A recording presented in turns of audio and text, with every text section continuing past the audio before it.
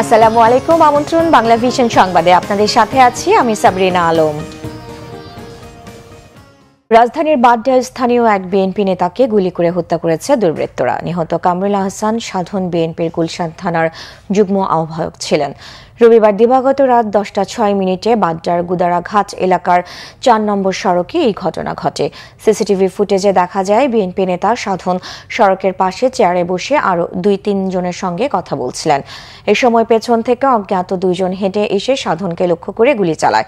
পরে সাধনকে জাতীয় হৃদরোগ ইনস্টিটিউটে নেওয়া হলে কর্তব্যরত চিকিৎসকরা তাকে মৃত ঘোষণা করেন। ময়নাতদন্তের জন্য মরদেহ মর্গে রাখা হয়েছে। নিহত কামরুল স্থানীয় কেবল টিভি ও ইন্টারনেট ব্যবসার সঙ্গে জড়িত ছিলেন।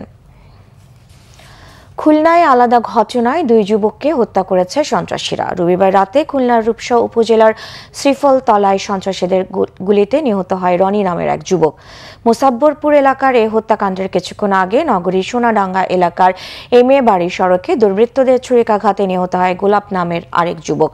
2 জনের লাশ ময়নাতদন্তের জন্য খুলনা মেডিকেল কলেজ হাসপাতাল মর্গে রাখা হয়েছে। এই 2 হত্যাকাণ্ডের কারণ এখনো পর্যন্ত জানা যায়নি। রূপসা ও সোনাডাঙ্গা থানা পুলিশ হত্যাকারীদের ধরতে অভিযান শুরু করেছে। এই ছিল এখনকার মতো। পরের সংবাদ বেলা 12টায় দেখার আমন্ত্রণ রইল। এছাড়া বাংলা ভিশন সংবাদ ও সংবাদ সংশ্লিষ্ট অনুষ্ঠান দেখতে ভিজিট করুন www.bbnews24.com ও facebook.com/banglavisionnews এবং সাবস্ক্রাইব করুন youtube.com/banglavisionnews। ধন্যবাদ।